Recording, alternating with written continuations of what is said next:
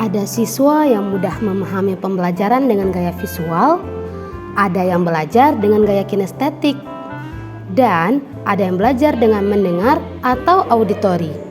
Belum lagi ada yang lebih suka membuat video daripada menulis, dan sebaliknya. Kira-kira saat bergabung dalam kelas, gimana ya cara mereka belajar bersamaan? Ada yang udah tahu belum? Yups, benar. Guru dapat melakukan pendekatan pembelajaran berdiferensiasi. Untuk lebih lengkapnya, yuk kita lihat yang berikut ini.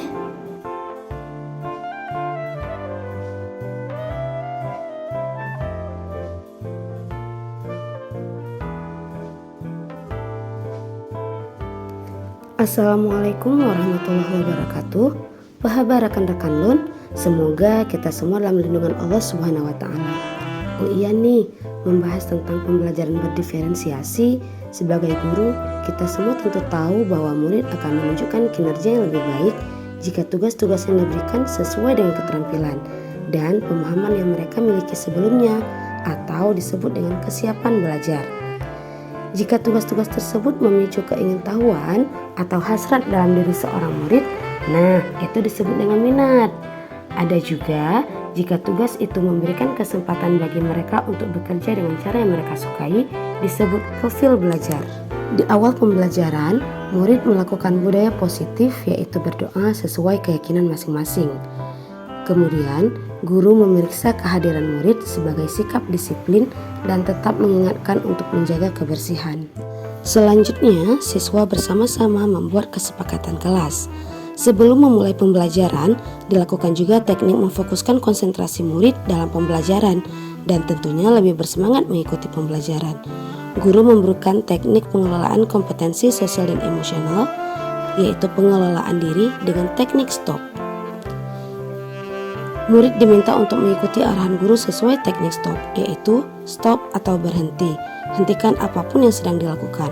Take a deep breath atau tarik nafas dalam, observe atau amati, dan proceed lanjutkan. Setelah itu, guru dan murid melakukan review pembelajaran sebelumnya mengenai awalan ber menggunakan aplikasi Bamboozle. Setelah itu, guru menyampaikan tujuan pembelajaran yang ingin dicapai setelah proses pembelajaran berakhir. Guru menampilkan gambar dan video sebagai bahan stimulus. Setelah itu, guru memberikan pertanyaan pemantik dan menyampaikan motivasi tentang apa yang dapat diperoleh dengan mempelajari materi hari ini. Di dalam inti pembelajaran, siswa mengamati terlebih dahulu gambar yang ada, mendengarkan penjelasan guru, dan mulai mendeskripsikan apa yang diketahui dalam sebuah perjalanan.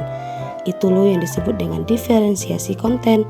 Siswa juga dapat berdiskusi berpasangan dengan temannya, sedangkan guru mengobservasi mereka. Kelompok dengan kemampuan yang belum memahami konsep materi mengenai kosakata terkait arah diberikan bimbingan khusus dengan diberikannya tabel kosakata terkait arah. Ini disebut dengan scaffolding atau diferensiasi proses.